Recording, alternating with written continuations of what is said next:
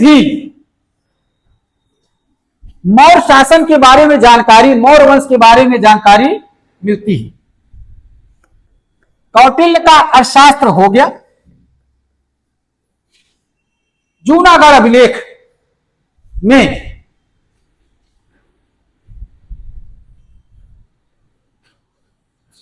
मौर्य शासन के बारे में, मौर्य काल के बारे में जानकारी मिलती है। जूनागढ़ अभिलेख संस्कृत भाषा में लिखा गया।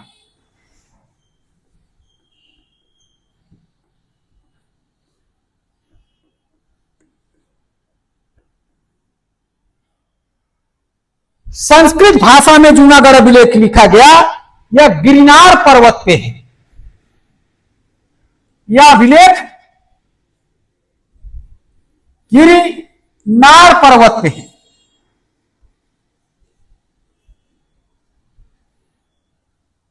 और ये जो है गुजरात के सौराष्ट्र जिला में।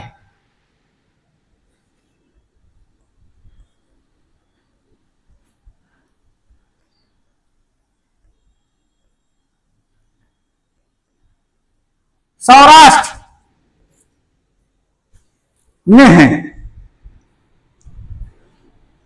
और ये अभिलेख 150 ईस्वी में मिलती है। 150 एडी में मिलती है, ईस्वी में मिलती है। इस अभिलेख में 4 शासक और 4 राज्यपाल के बारे में जानकारी है। 4 शासक जो ये जानकारी देता है और 4 राज्यपाल।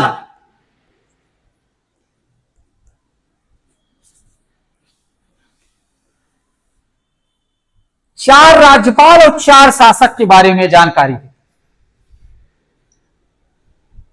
4 शासक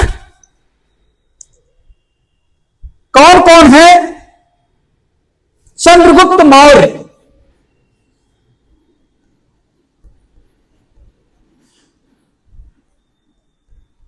इसने रुद्रदामन का निर्माण कराया। अभिलेख में मिलता है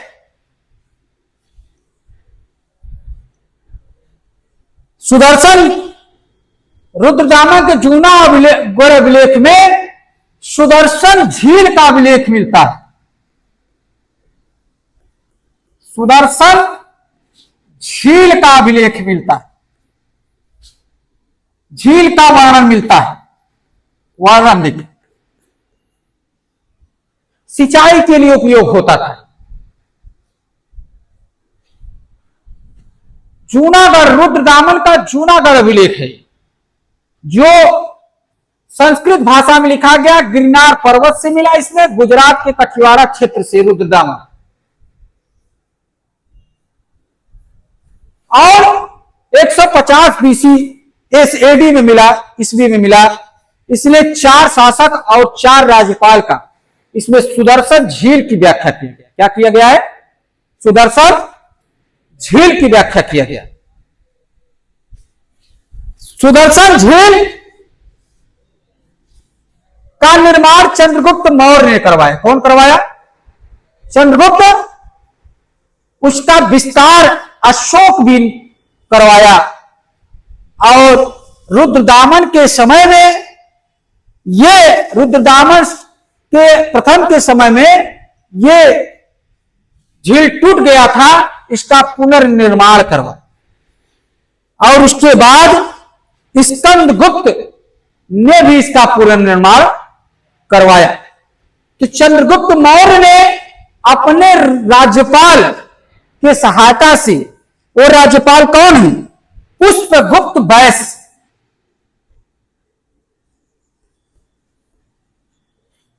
पुष्पगुप्त वैश्य की सहायता से सुदर्शन झील का निर्माण करवाया। और अशोक ने इसका पुनर्निर्माण करवाया। चंद्रगुप्त मौर्य का पुत्र स्कंद बिंदुसार था। कौन था? उसके बाद अशोक आया।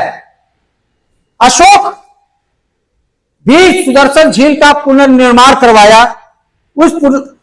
इसके समय में जो राज्यपाल था तुषास्प था।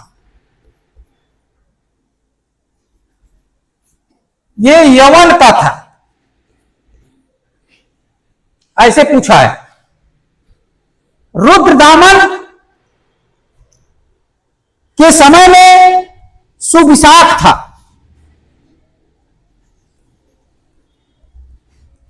इसने पुनर्निर्माण करवाया प्रथम का सुदर्शन झील का।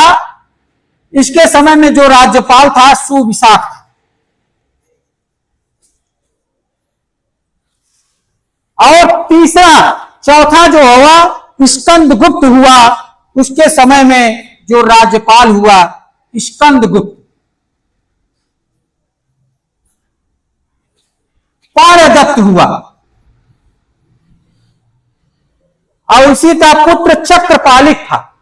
ये पारदत्त अपने पुत्र चक्रपालिक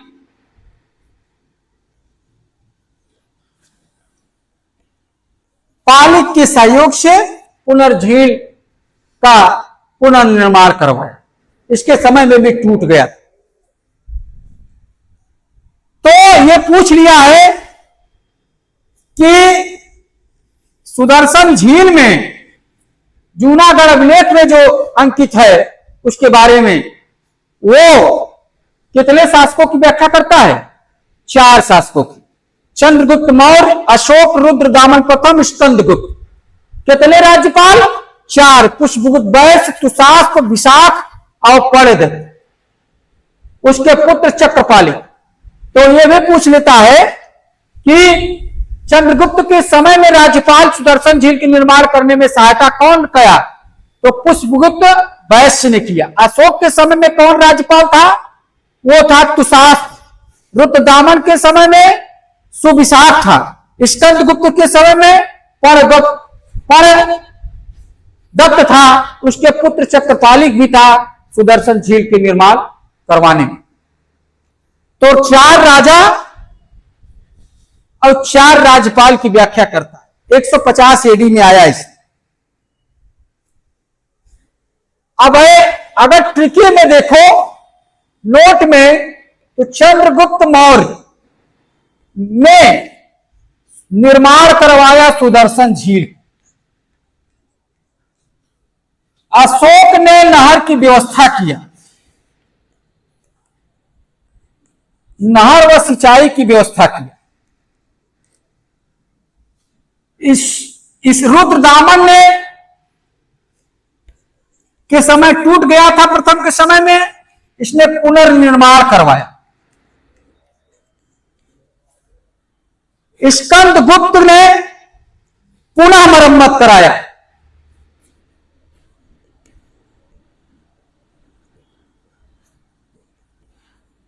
पुनः मरम्मत कराया किसके समय में? किसके सहयोग से? पारदत्त के सहयोग। तो 4 राजा और 4 जो उपराज्यपाल के बारे में व्याख्या करता है। गुजरात के सौराष्ट्र में इसका निर्माण करवाया।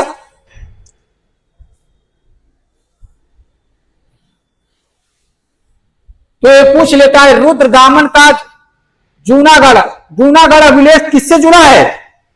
रुद्रदामन से। किससे जुड़ा है? रुद्र। इसमें क्या है? किस चीज का व्याख्या किया है? सुदर्शन झील की व्याख्या किया है। सुदर्शन झील का सर्वप्रथम निर्माण कौन करवाया? चंद्रगुप्त। उस समय उसका राज्यपाल कौन था? पुष्पगुप्त वैश्य के सहयोग से इसका राज्यपाल करवाया। सुदर्शन झील का निर्माण जो गिरनार पर्वत के गुजरात के सौराष्ट्र में है।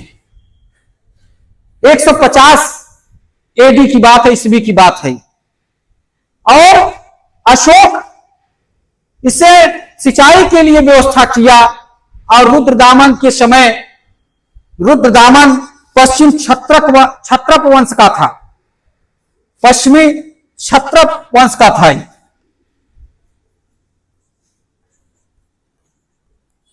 और ये मौर्य वंश का था और वो गुप्त वंश का था, स्कंदगुप्त। तो किसके समय में सुदर्शन झील टूट गया था और पुनर्निर्माण करवाया? किसके समय में? रुद्रदामन के समय में। किसके समय में? रुद्रदामन के समय में। और सुदर्शन झील कहां है? जूनागढ़ में। सुदर्शन झील का प्रमाण कहां मिलता है? किस अभिलेख में? जूनागढ़ अभिलेख में। सुदर्शन झील कहां है? गुजरात में। कहां है? ये किस भाषा में है? संस्कृत भाषा में है। किस पर्वत पे है? कितने राजाओं की व्याख्या किया है?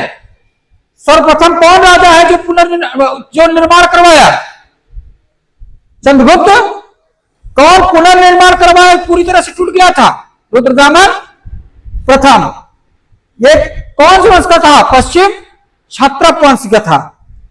और उसके समय में जो राज्यपाल कौन था? सुविशाख। कौन था? सुविशाख राज्यपाल। और इसके बारे में खूब व्याख्या किया गया। अब इसके मैंने आपसे बता दिया पूरी तरह से। बेटा एक मिनट, हमने आपसे पूरी तरह से बता दिया कि रुद्रदामन का जूनागढ़ अभिलेख क्या है। ये है अशोक के बारे में आपको बढ़िया से बताया। देखिए ये है सुदर्शन झील। क्या है? दिखाई दे रहा है? ये क्या है? सुदर्शन झील है। और ये सुदर्शन झील देखो लिखा है, सुदर्शन झील का निर्माण मौर्य सम्राट चंद्रगुप्त के काल में उनके राज्यपाल कौन था? पुष्पगुप्त द्वारा कराया गया। इस झील का मरम्मत रुद्रदामन द्वारा करवाया गया। फिर लिखो, देखो ये गुजरात है। ये क्या है? गुजरात है। गुजरात क्योंकि पश्चिमी क्षेत्र में है, यहां है ना। अगर भारत का नक्शा बनाओगे तो गुजरात यहां है ना। तो गुजरात की यहीं पे गिरनार पर्वत है। क्या है? गिरनार पर्वत है। और यहीं पे जूनागढ़, इसी पर्वत में जूनागढ़ अभिलेख मिला है रुद्रदामन। गिरनार पर्वत की तलहटी जूनागढ़, सौराष्ट्र माने गुजरात, पहले गुजरात को सौराष्ट्र कहा जाता है। जूनागढ़ अभिलेख गिरनार में मिला। रुद्रदामन अभिलेख इस झील की मरम्मत करवाया। स्कंदगुप्त 5वीं शताब्दी में के अभिलेख में इसे पुनः मरम्मत करवाया। देखो तो सबसे पहले चंद्रगुप्त मौर्य ने इसका निर्माण करवाया। सुदर्शन झील की संरचना प्राचीन जलाशय थी। देखो यहां बांध बंधा हुआ है ना। और यहां देखो बांध के चारों तरफ बांध बंधा हुआ है। और वहां पे क्या है? जलाशय, झील है। क्या है? और इसी में ये देखो एक गिरनार पर्वत। ये क्या है? चारों तरफ से बांध बंधा हुआ है, एक तरफ से कौन है? गिरनार पर्वत। और यहीं से जल निकासी द्वारा निकासी की व्यवस्था की गई है। निकासी की व्यवस्था की है। देखो ध्यान से किया गया है ना। और इसी से सिंचाई कार्य होता था। उसमें राज का क्या होता था? झील से क्या होता था? सिंचाई कार्य होता था। कृषि कार्य के लिए सिंचाई कार्य अनिवार्य है। देखो यहां पे गिरनार पर्वत है। देखो है ना, गिरनार पर्वत है ना। और चारों तरफ से बांध, यही बांध टूट जाता था। क्या होता था? ये जो बांध होता था वो क्या होता था? टूट जाता था। इसका ही पुनर्निर्माण कराया जाता था। अगर बांध टूट जाएगा तो पूरी बाढ़ आ जाएगी। क्या हो जाएगी? साम्राज्य डूब जाएगी। इसलिए कृषि भी नष्ट हो जाएगी। इसीलिए बीच बीच में क्या होता था? ये ईंट का बना हुआ मरम्मत होता था, पत्थर का बना हुआ क्या होता था? मरम्मत होता था। तो देखो ये अभिलेख ऐसे ही लिखा गया है संस्कृत भाषा। ये क्या लिखा गया? अभिलेख। ये देखो गिरनार पर्वत है। ये पूरी तरह से संरचना देखो क्या है? गिरनार। ये देखो बांध बना हुआ कि नहीं है? देखो पूरी तरह से। और चारों तरफ से, तीनों तरफ से गिरनार पर्वत।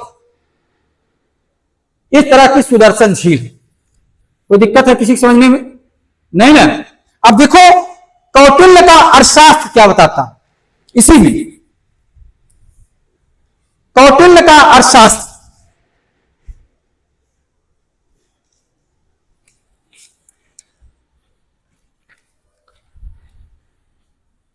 कौटिल्य का अर्थशास्त्र देखो, कौटिल्य जिसे चाणक्य का विष्णु गुप्त के नाम से भी जाना जाता है, चंद्रगुप्त मौर्य के संस्थापक, मौर्य साम्राज्य के संस्थापक चंद्रगुप्त मौर्य के गुरु और मार्गदर्शक थे। ये देखिए कौटिल्य नंद वंश का अंत करके मौर्य साम्राज्य की स्थापना में महत्वपूर्ण भूमिका निभाया। इनका ग्रंथ क्या है? अर्थशास्त्र है, जो थर्ड पर्सन के रूप में लिखा गया शैली में। प्रमुख नाम कौटिल्य, चाणक्य और विष्णुगुप्त है। प्रमुख ग्रंथ अर्थशास्त्र है। अर्थशास्त्र राजनीति, शासन और अर्थव्यवस्था, न्याय, सेना, कूटनीति, गुप्तचर व्यवस्था पर आधारित है। इसमें 15 अधिकरण है, भागों में विभाजित है। यह केवल अर्थशास्त्र की पुस्तक नहीं है, बल्कि राज की संरचना की संपूर्ण ग्रंथ है। फिर इसने देखिए यहां पे लिखा चातुर्य, मतलब 4 उपाय बताया इसने। साम, दाम, दंड, भेद। साम माने समझाकर, बातचीत करके किसी को अपने ओर मिला लेना। दाम माने लोभ और प्रलोभन देकर, लाभ देकर, पुरस्कार देकर अपनी ओर मिला लेना। दंड माने शक्ति का प्रयोग करके अपनी ओर मिला लेना उस राज्य को। और भेद माने फूट डालकर विभाजन करके अपनी ओर मिला लेना। और देखो यहां पर सप्तांग सिद्धांत दिया। सप्तांग सिद्धांत में सर्वप्रथम राजा है, दूसरे प्रकार आमंत्र माने उसके मंत्री है, तीसरे जो है जनपद है जो भूमि और प्रजा को देखता है, तो चौथा जो है दुर्ग है, पांचवा कोष है, छठवां दंड है, सेना है, और सातवां कौन है? मित्र है। और उसने मंडल सिद्धांत दिया। मंडल में विदेशी नीति की व्याख्या किया। उसने पड़ोसी संभावित शत्रु होते थे, शत्रु का पड़ोसी संभावित मित्र होता था। परिस्थितियों के अनुसार मित्र शत्रु में बदलते रहते हैं, इसमें यह बताया गया। सैन्य नीति में विदेशी नीति बताया गया। संधि माने समझौता करना, विग्रह माने युद्ध करना, आसन माने तटस्थ रहना, राजा तटस्थ नहीं रहेगा। यान माने सैन्य अभियान करना, संशय माने आश्रय लेना, आश्रय लेना, देवभाव माने दोहरी नीति अपना, डबल नीति अपना। और फिर इसमें अपना कौटिल्य ने आर्थिक नीति की व्याख्या किया। कृषि अर्थव्यवस्था का मुख्य आधार है। सिंचाई, भू प्रबंधन, कृषि विकास पर जोर दिया। व्यापार उद्योग पर ध्यान दिया और पशुपालन, राज नियंत्रण पर भी ध्यान दिया। इस प्रकार से कौटिल्य ने, देखिए कौटिल्य का चित्र है, इस प्रकार से जो है अपना, जिसको विष्णुगुप्त, चाणक्य के नाम से भी उनको जाना जाता है, अपने सप्तांग सिद्धांत के व्याख्या के नाम से ये जाने जाते हैं। इस प्रकार से आज जो है कौटिल्य का अर्थशास्त्र का सिद्धांत पूरी तरह से क्या हुआ?